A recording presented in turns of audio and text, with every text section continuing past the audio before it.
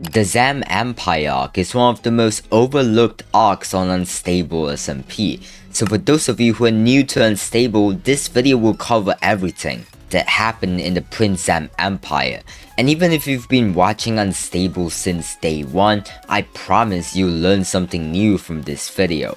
The whole arc starts with Spoke and a secret he was hiding from everyone on the server. Spoke had discovered a huge number of exploits and glitches, things that should not be possible in normal survival Minecraft, and he needed somewhere to hide the work he was doing, so he paid the real Squirtle and her master builders to construct 5 massive structures called the Wonders, using items he had duplicated through his exploits as payment, and he built his real operation underneath them where nobody could see. Wemmbu started getting suspicious almost immediately, and that suspicions eventually came to a head in a fight underneath one of the Wonders, which pushed Spoke to make a drastic decision and destroy his own Wonders before anyone could find out what was really going on inside them. Parrot and Rochambeau Games tried to protect the structures while Spoke tore them down, one by one. And it was during this chaos that Ro was revealed to be secretly working alongside Wemmbu the entire time. The final wonder came down and Spoke's cover was gone. What happened next shows just how clever Spoke actually was, even under pressure. He had built a giant vault that Wemmbu eventually discovered and broke into, fighting through multiple layers of security to get there, only to find Spoke waiting inside, revealing the vault was never a vault at all. It was a trap disguised as a prison, and Wemmbu barely escaped. Spoke then teamed up with Manepear to hunt down the rest of the duplicated items, destroying several vaults built by Rochambeau Games and accidentally burning down both Squirtle's house and JPEG's house in the process. Eventually, Ro cornered himself and Spoke in the end, and when Spoke followed him there, Ro admitted that there were no more exploited items left. Spoke escaped, figured out that the last vault had been the very first one he visited, went back and destroyed everything inside it, and finally closed that chapter. But Spoke wasn't done messing with people. He decided to send Parrot on a fake quest for the server's greatest secret, a trail of trolls that dragged Parrot and his friends wifies through an explosive cave, the Void, a giant ice parkour challenge, an obsidian maze, an underwater scavenger hunt, and a full escape room. When they finally met Spoke at the end of it all, he told one of them they'd have to chunk ban themselves for the other to learn the secret, and wifies volunteered without hesitation. Spoke then revealed the secret was completely made up, and he only wanted revenge on Parrot for something that happened between them earlier. Keep that chunk ban in mind, because wifies being stuck in that prison ends up being the reason the entire next phase of this arc even happens. Meanwhile, Wemmbu and PrinceZam had both been trying to track Spoke down during all of this, partly because Spoke's people blew up part of the Zam Empire during the chaos of the scavenger hunt. The two of them used arrows left behind from battles to track down and chunk ban Spoke's henchmen one by one, picking off Squirtle, Jumper Who, the Rupture, and Fans in the process. Spoke tried to ambush Zam at one point and nearly pulled it off, but Wemmbu and Zam eventually cornered Spoke himself and got him chunk banned too. Now Parrot had a problem. Wifies was stuck in Zam's prison system, and Parrot was not going to leave him there. He brought in Rackrub 2 to help, and together they started breaking into Zam's prisons one by one, freeing the Rupture first, then Fans, though Fans immediately chunk banned himself again out of pure fear of dying. As each prison fell, Zam kept moving his guards to protect the most important one, holding wifies and Spoke. This accidentally made freeing Jumper Who extremely easy, since her prison was suddenly left unguarded. Parrot brought in Canadian to help with the final breakout, chunk banned all 6 guards, and they successfully freed wifies, though Spoke escaped in the process. That escape made Zam furious enough to hire ClownPierce to hunt Parrot down. But before we keep going, I want to ask you to subscribe, because covering an arc this long with many parts takes a lot of work to research and put together, and it would genuinely help this channel grow. Also, if this video gets 1,000 likes, I'll cover the entire Invisible Mafia arc next. Back to ClownPierce, who is now hunting Parrot without Parrot even knowing why at first.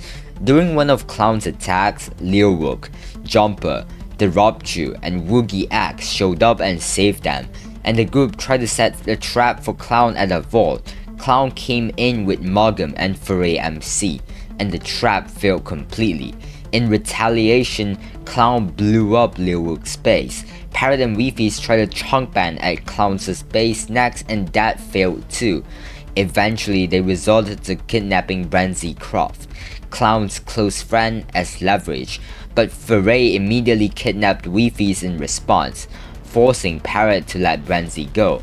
Clown forced wifies to give up Parrot's coordinates, and things got very bad very quickly after that. What saved Parrot's mindset was actually wifies talking him down from killing Brenzy, a moment that shows how much wifies kept Parrot grounded even while they were both being hunted. They eventually blew up Clown's castle, arranged a one-on-one fight for the next day. Parrot activated a trap and Clown simply vanished. When they went to tell the others, everyone was gone, just a sign left behind from Clown. Parrot came back to his old base and found a book waiting for him there. Remember that spyglass Parrot was carrying throughout the whole scavenger hunt Spoke put him through? The one Spoke seemed obsessed with getting. Well, it's about to matter a lot more. While all of that was happening, wemmbu and Ikchan had started working as paid-based destroyers just to survive, since they had almost no resources. Rochambeau Games paid them to destroy Spoke's endbase, which they pulled off cleanly. Woogie paid them to destroy Foray's base, which was much harder, but they got through it and came out with serious loot. Manepear secretly tipped them off to the treasure hunters, and Boostfer from that group hired wemmbu to destroy an entire biome. Parrot and wifies showed up mid-job to warn wemmbu that the treasure hunters were actually the villains. And once wemmbu got his payment, he built an Arbor Strike cannon and demolished their entire base. Then he and Ikchan went and blew up PrinceZam's statue at spawn, making the war official. The final push against Zam was not simple. Wemmbu attacked the Empire multiple times, nearly killing Zam but getting forced back by his gods over and over. Manepear decided to fully betray Zam and join wembu's side, tipping them off that Zam was planning to attack Rochambeau Games' civilization. Wemmbu rushed there and stalled long enough for Ro's people to escape. Then the group went after Zam's top people directly, successfully trapping Youngie X, Penta, and Sohin through a mix of traps and blackmail. Zam fought back hard though, freed all three of them and captured Ikchan in the chaos. That capture of Ikchan is the moment that changes everything, because wemmbu nearly gave up entirely after it happened. And it's worth understanding just how much Ikchan means to him. Wemmbu had been fighting this whole war for their civilization, but watching his best friend get taken pushed him to come up with one last plan. He figured out how to smuggle items using his Arbor cannon to create a distraction, geared Ikchan up through his ender chest during the lag spike, and they broke out together. Wemmbu then unleashed the full Arbor Strike cannon on the Zam Empire, and after everything collapsed around him, Zam and Wemmbu finally do one-on-one. It ended with Zam apologizing for everything he'd done, which is a genuinely surprising moment for a character built entirely on paranoia and control. Then ClownPierce appeared out of nowhere and kidnapped them both. What followed is one of the strangest sequences in this entire arc. Clown dropped Wemmbu, Zam, Ikchan, and Pangi all into Proton, his inescapable prison, purely for his own entertainment. They split into groups, gathered gear, occasionally fought each other, and had to unite when Clown sent Foray MC in as a trap. Pangi tried to escape through the nether and got chunk banned, which forced Zam to finally agree to cooperate with Wemmbu. They designed an enderpearl cannon to escape with Canadians' help, beat back Foray using TNT minecarts, and when Clown flooded the prison with new players, Zam recruited most of them. Wemmbu eventually convinced Zam that Clown wouldn't let either of them die, so fighting each other was pointless and Zam backed off. Guards came in as Wemmbu finished the cannon. 8 got left behind since he had no pole, but Wemmbu made it out. Meanwhile, Parrot and Wifies had their own version of Proton to deal with, being switched between cells and using maps to communicate secretly. Parrot organized an escape plan from the inside, gathering materials from wandering traders, building a stasis chamber to let Wemmbu smuggle gear in, and convincing Canadian not to sabotage the plan even though Canadian wanted to stay. Jumper got put in solitary confinement. They broke her out, destroyed every chunk band they could find, and when the last one turned out to be unbreakable, they realized he had one elytra too few. Canadian gave his to Parrot without being asked, letting everyone else escape while leaving himself behind, then contacted them through the map system, and they found his secret stasis at his base and pulled it, freeing him too. The arc officially closed with Wemmbu and Zam getting dropped into an escape room designed by Watto. Zam left Wemmbu behind partway through, forcing Watto to step in and guide Wemmbu himself.